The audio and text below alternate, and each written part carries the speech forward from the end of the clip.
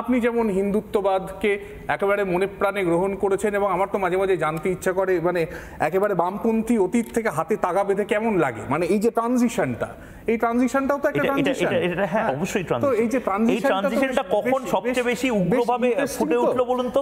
যবে থেকে দেখলাম যে বামপন্থীদের একটা হিন্দুত্ববাদের বিরুদ্ধে একটা অদ্ভুতভাবে একটা ন্যারেটিভ সেট করতে হবে, কেউ যেন বলে দিচ্ছে না, তার মানে আমার ঠিক সেই জায়গা থেকেই আমার দ্বিতীয় প্রশ্নটা করছিলাম আমি, যে আপনারা চাইলেই কিন্তু অনেক কিছু করতে পারেন। আপনারা দুর্গাপুজোয় আপনারা বই বিক্রি করেন, আপনারা অংশ হন, শারদোৎসব বলেন, তা আপনারা রামনবমীতে কেন এই কাজগুলো করছেন না?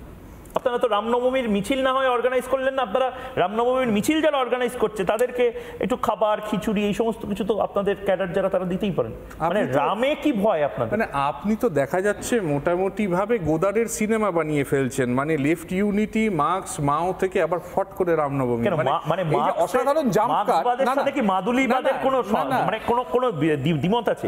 মানে মাদুলিবাদের খানিকটা আছে আর কি। এবং না সেটা মানে যে নগর সংকীর্তন করছে সে গণশক্তি পত্রিকাটা বা কালান্তরটা সে বিক্রি করতে পারবে না, বা সে করতে পারবে না। সঙ্গে ঠিক মাদুলির সম্পর্ক নেই, তবে নগর সংকীর্তনের সঙ্গে মজাটা হচ্ছে ঐতিহাসিকভাবে প্রতিষ্ঠানে যাওয়ার সম্পর্ক। হ্যাঁ, সেটার কিন্তু নগর কীর্তনের সঙ্গে কিন্তু একটা সম্পর্ক আছে, সেটা হচ্ছে যার নেতৃত্বে শুরু হলো, মানে আলাউদ্দিন হোসেন শাহর আমলে তো এগুলো শুরু হলো, মানে চৈতন্যদেবের হাত ধরে। এবং এই যে চৈতন্যদেবের কোনো ভূমিকা নেই, এবং সেখানে দাঁড়িয়ে কিন্তু একটা ব্যাপার দেখা গেছে, ইসলামের প্রভাবটা কিভাবে এসছে। এবং আর আপনাকে বলে দিই, মানে আমি বর্তমানে একটা মহাভারত নিয়ে কাজ করতে গিয়ে সেখানে দেখা যাচ্ছে যে একজন লিখছেন হুসেন শাহ সম্পর্কে, বলছেন যে হুসেন শাহ হচ্ছেন কৃষ্ণের অবতার।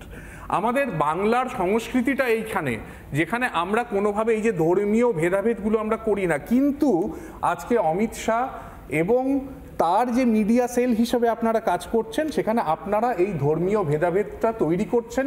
আপনারা কিন্তু আমাদের রাজ্যের সেকুলার ফ্যাব্রিকটাকে ভেঙে কিন্তু আপনারা তারাপীঠে গেলে কোনো কমরেড আপনাদের আপত্তি হয়, সেই যদি হজ করতে যায় বা সেই যদি তার ধর্মীয় বিশ্বাসে আজীবন বাঁচতে চায়, যেরকম প্রয়াত হরকিষণ সিং সুরজিৎ, আমি অত্যন্ত সম্মানের সাথে বলছি যে উনি তো সারা জীবন নিজের ধর্মকে আগলে রেখে বেঁচেছেন। আপনি প্রয়াত হরকিষণ সিং সুরজিতের দেখুন, প্রয়াত হরকিষণ সিং সুরজিৎ একটি রাজনৈতিক দলের সঙ্গে যুক্ত ছিলেন। তার রাজনৈতিক দলের বিষয় সম্পর্কে আমি ঠিক বলতে পারবো না, কিন্তু এটুকু বলতে পারি তিনি মাথায় একটা পাগড়ি রাখতেন। না, সবটাই ব্যবহার করতেন।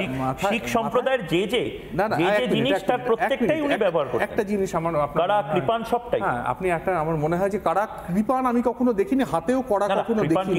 দেখবেন আপনি তো সাথে থাকে না, কৃপানটা তো অন্ততপক্ষে ঝোলানো থাকে, কৃপানটা দেখিনি, হাতে কড়াটাও দেখিনি, মাথায় পাগড়িটা দেখেছি আমি। হ্যাঁ, পাগড়িটা দেখেছি, এবং পাগড়িটা এটা মোটামুটিভাবে একজন শিখ ধর্মাবলম্বী পাগড়িটা পরেন, তার যে কেশ, মানে পঞ্চকয়ের যে কেশ, সেই কেশটাকে ঢেকে রাখার জন্য, সেটাকে রক্ষা করার জন্য পরেন। এবং ঘটনা হচ্ছে তিনি সেটা পরতেন। এবং এটাও মনে রাখা দরকার যে এটা কিন্তু এসেনশিয়ালি যখন এটা তৈরি হয়েছিল, মূলত একটা মিলিটারি ডক্ট্রিন হিসাবে এটা তৈরি হয়, একটা যুদ্ধের এক্সারসাইজের কারণে তৈরি হয়েছিল। যারা নিপীড়ক বা যারা পীড়ক, সেই পীড়কদের বিরুদ্ধে লড়াই করার জন্য গুরু গোবিন্দ সিং এটা তৈরি করেন। এবং আমি বলবো যে আপনি বরং একটা কাজ করতে পারেন, আমাদের দেশে তো লিবারেশন থিওলজির সেরকম ব্যাপার স্যাপার খুব একটা নেই, আপনি পারলে ওর একটা বিখ্যাত বই আছে, অ্যাকচুয়ালি চিঠি, জাফরনামা, উর্দু ভাষায় লেখা, কিন্তু অবশ্যই জাফরনামা, আমি উর্দু পড়তে পারি না, কিন্তু তার ট্রান্সলেটেড ভার্সন আমি পড়বো। কিন্তু আমি আপনাকে এই প্রশ্নটাও করবো আমি সুমনের কাছে যাওয়ার আগে, যে আপনি এই যে যুদ্ধ বা নিজেকে প্রতিহত করার যে জায়গাগুলোর সাথে বললেন শিখ সম্প্রদায়ের, অবশ্যই মানে সে কারণেই অরঙ্গজেবের বিরুদ্ধে এত লড়াই হচ্ছে সারা ভারতবর্ষে। কেন আমরা অরঙ্গজেবকে নিয়ে এত হ্যাংলামি করবো? অরঙ্গজেব শাসক ছিলেন, শাসকের বিরুদ্ধে তখন লড়েছিলেন, বহিরাগত নয়, তারা দেশেরই মানুষ ছিলেন। এবং অরঙ্গজেব দেশের মানুষ ছিলেন। অরঙ্গজেব কোথায় থাকতেন? কাঁচরাপাড়ায় থাকতেন না? কাঁচরাপাড়ায় না থাকলেও দেশের মানুষ থাকতেন। উনি এখন মোগলরা দেশের মানুষ, মোগলরা 100 বার সাম্বাজিরা বর্গী না। বিষয়টা হচ্ছে যে সাম্বাজিকে চমৎকার যুক্তি বানাচ্ছেন আর কি, সেই ক্ষেত্রে সাম্বাজি কিন্তু একেবারে আপনাদের পক্ষের যারা সব লোকজন না, মানে আপনাদের মানে একজন মানে গডফাদার যাকে বলা যেতে পারে, যাকে গডফাদার বলা যেতে পারে। ধরো এক সাভারকার সাম্বাজি সম্পর্কে বলেছেন যে ও একটা মাতাল লম্পট বদমাইশ লোক ছিল। এই ডিটেলগুলো আপনারা খুব মাইনিউটলি ফলো করেন, কিন্তু যদুনাথ সরকার যা যা লিখেছে সেগুলো আপনারা মাঝে মধ্যে একটা করে গডফাদার খোঁজেন। না এবার একটা বিষয় হচ্ছে এটা গডফাদার খোঁজার বিষয় না। আমাকে একটা কথা, আমি যে কারণে আমি আপনি যখন গডফাদার তৈরি করবেন তখন স্বাভাবিকভাবেই তার একটা প্রতিসন্দর্ভ, একটা অ্যান্টিথিসিস, কিন্তু আমাকে একটা কথা বলুন, আপনি যেভাবে বললেন যুদ্ধের, মানে আপনি গৌরবান্বিত করলেন যে কৃপান কারা এই সমস্ত কিছু, বাংলা বা ভারতের বেশিরভাগ মানুষই তো তাই করছে। শস্ত্র মিছিল কেন হবে না রামনবমীতে? এটা তো আমাদের হিন্দুদেরকে যে শস্ত্রগুলো তুলে দেওয়া, মা কালী থেকে শুরু করে মা দুর্গা থেকে শুরু করে শ্রীরাম, তাদের হাতে যে শস্ত্র ছিল সেটাই তো আমাদেরকে আরো বেশি করে এক করে রাখবে। এটাতে আপনারও সমস্যা কোথায় বাসুবাবু? সবচেয়ে দুঃখের বিষয়টা কি জানেন তো, সেটা হচ্ছে বাংলায় এসে বাংলা সংস্কৃতি সম্পর্কে যদি একটুও না জানা যায় খুব প্রবলেম। বাংলার এখানে কতগুলো রাম মন্দির আছে জানেন নিশ্চয়ই? প্রচুর আছে তো, প্রচুর। যাই হোক, নদিয়া জেলায় রাম মন্দিরের একটা অন্যতম জায়গা হচ্ছে নদিয়া জেলা, কৃত্তিবাস সোজা। তো এই রাম মন্দিরের আপনি যদি চলে যান মাটিয়াড়িতে, যদি যান, দুটি মাটিয়াড়ি আছে মানে নদিয়া জেলাতে, যার মধ্যে একটি একসময় নদিয়ার রাজধানী ছিল, আরেকটি মাটিয়াড়ি অখ্যাত মাটিয়াড়ি। সেই অখ্যাত মাটিয়াড়িতে একটি রাম মন্দির আছে।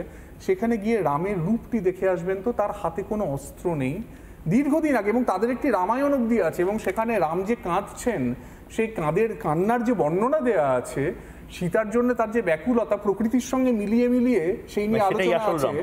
এবং গিয়ে আপনি বঙ্গীয় সাহিত্য বাংলার রামটা সেই রকম, বাংলার রাম এটা কি আলাদা করে বললো পরিষদে? আমি তো ইনফ্যাক্ট এটাও জানি, যেটা আমি কথা হোকে আজকেই যে কথা হোকে এই অংশে বিস্তারিত আলোচনা হবে, শুভম সেখানে রয়েছে, যে নির্দিষ্টভাবে নির্বংশ করে দেওয়ার কথা বলা হচ্ছে রাবণকে।